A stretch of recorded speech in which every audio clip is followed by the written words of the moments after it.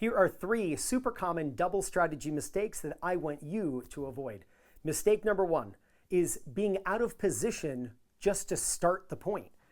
You'll see here that the server and the returner are standing in good spots, but it's the net players who are out of position, and that's what you see in recreational doubles all the time. The net players are too worried about the alleys.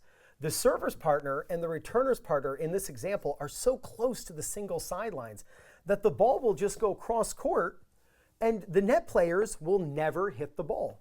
The server's partner, you should be in the middle of the service box. Returner's partner should be shaded slightly toward the center tee as compared to the side tee. Most of the balls in doubles go over the center of the court, so get closer to the action, and then you can actually poach and attack and put more balls away. Don't worry about the alley, worry about the center, and you do that right off the get, like right as you start the point. Mistake number 2, hitting overheads to the baseliner. Oh, this hurts my heart when I see it. And if you've ever thought when you're playing doubles and you're at the net and you say to yourself, man, I just keep hitting it right back to my opponents. Why do I always hit it right back to my opponents? This is how you fix that.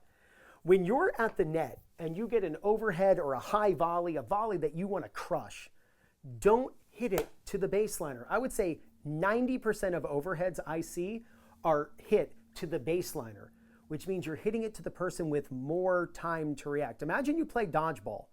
You're a kid in gym class and you're looking for someone to throw the ball toward, and you're like, who's the person farthest from me? Who has the most time to react? Oh, Johnny, he's halfway across the gym. And then the gym teacher's like, why don't you pick the person closer to you? They don't have enough time. And you're thinking, I never thought of that. That's this scenario. You have an overhead and you've got someone with more time and someone with less time. Hit high volleys and overheads to the side of the court where the person with less time is standing. The ball will go right by them and you'll win point after point. Now, I'm sure I'm hurting the algorithm because right now somebody is typing and they're about to stop because they're thinking, wait, is he talking about me? Because somebody right now is saying, well, Ryan, why don't we just hit right to the middle?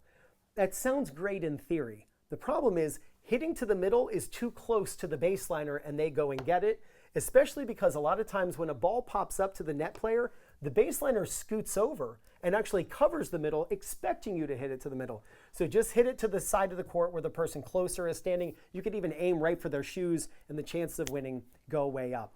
Now, before I share mistake number 3, if you're looking for new people in your local area to play matches against or practice with, maybe you want to find a local league at your level, or you want to find a coach who's close to you who can help you with your game, then use my link for Play Your Court. And it's playyourcourt.com/2minutetennis. When you use my link to sign up, you get 50% off.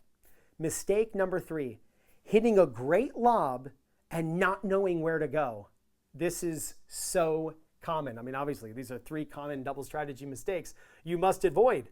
So here it is. Let's say this is you, and the ball's going back and forth, and the net players are moving all around as they should, and you see your opposing net player close to the net, and you decide to lob over their head. Well, of course, this team is going to switch, right? That team switches, and we can talk in another video exactly where they should go.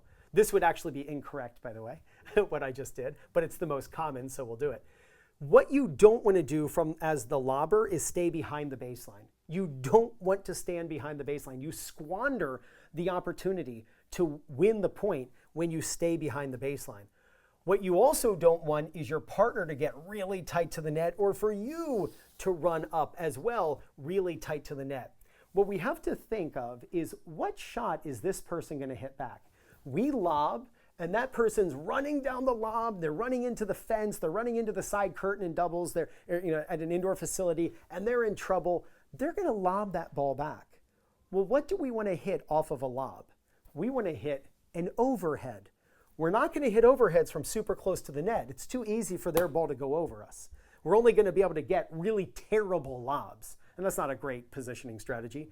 And if we stay behind the baseline, or this person gets really close, and we stay behind the baseline, then any ball that comes to us, even if it lands, let's say right here, we're too far back. We can't hit an overhead.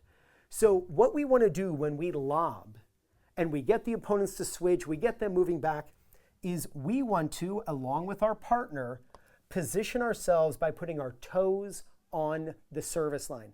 Write this in stone. in your strategic, double strategy mind. When you hit a great lob and you think, oh, I'm going to lob over her. Oh, I did. Perfect. It's going to land behind her. Quickly put your toes on the service line.